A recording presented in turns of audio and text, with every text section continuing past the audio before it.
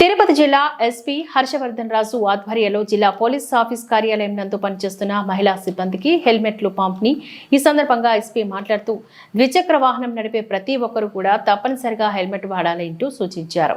ఈ కార్యక్రమంలోని అదనపు ఎస్పీలు జె వెంకట్రావు, పరిపాలన Nagabhushana Rao, crimes Ramakrishnachari, traffic DSP, traffic CI మరియు ఎస్ఐలు శ్రీ సురేష్ బాబు, ఏవో మరియు సిబ్బంది పాల్గొన్నారు. सर